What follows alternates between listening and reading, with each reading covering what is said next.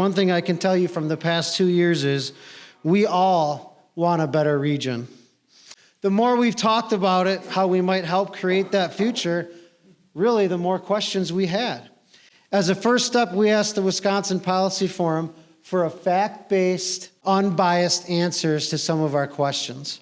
This resulted in ongoing fiscal analysis of the county and municipalities, as well as a detailed study of parks and recreation and our fire and EMS services across the region, and possible options for future consideration on both issues.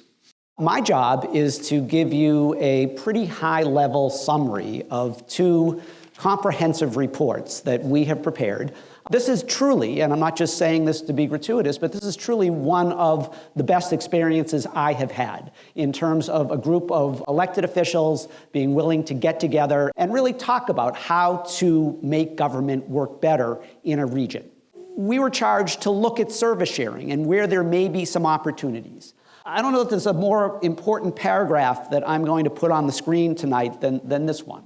The promise in service sharing lies not necessarily in saving money, but in being able to have individual governments join together to create a higher level of service for a broader regional population than they could achieve by providing these services on their own. I want to start by highlighting the findings of the Parks and Recreation Services study. The demand for not only more parks, but more recreational opportunities is growing in each of the communities. And this, mind you, is before any big influx of population and workforce due to the Foxconn development. So, where do we go from here? We provided a spectrum of options ranging from a least impact to a most impact.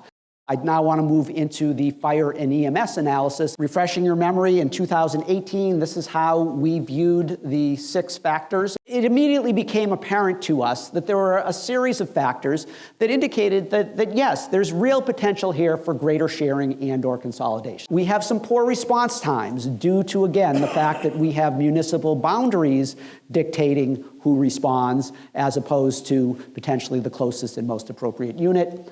End of the day, the report, again, laid out a spectrum of options. All of these are factors that would suggest that maybe by collaborating more, there are ways to address some of these issues and that perhaps the status quo should not continue. We're laying out a range of options. I'm not prepared to say to you that you should disregard all of the smaller scale options and move right into looking at a 3-way consolidation. Absorb this, chew on it, think about it, but we are going to be following up with some more specific financial information. I would just like to thank the Johnson Foundation again for bringing us together. I think it's a great opportunity that we've all gotten together, get to know each other, and start to work on things in the area. I'd like to think that because we were able to get out of our silos, that we're creating a better peace among our greater community.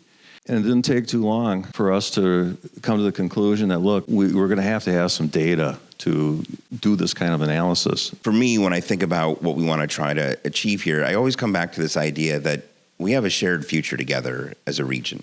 This is the start of a conversation, and part of the reason we came to present this to the public today is I think we got to the point where all of us felt like we need to begin to have a more public dialogue about what these options are, instead of presenting everybody with the outcomes and saying, here's what we decided, what do you think? Coming up with the questions as to what makes a resilient community is not easy. I'm optimistic about what the future holds, even though the challenges we have might be substantial.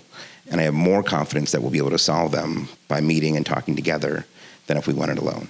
Thanks, everyone.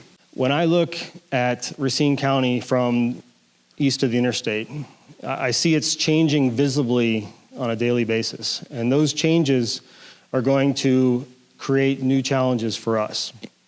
And at the same time, people don't know when they cross the border from one municipality to another.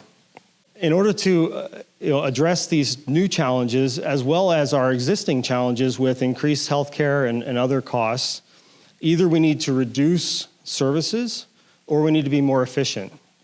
And based on the work of the Wisconsin Policy Forum, I see that there are opportunities here to both reduce capital spending and operational expense. I'll end it kind of where I started. This is just the beginning, It's not the end. The intent is to make our community better and greater in a lot of different ways. Let's continue the conversation. Thank you very much.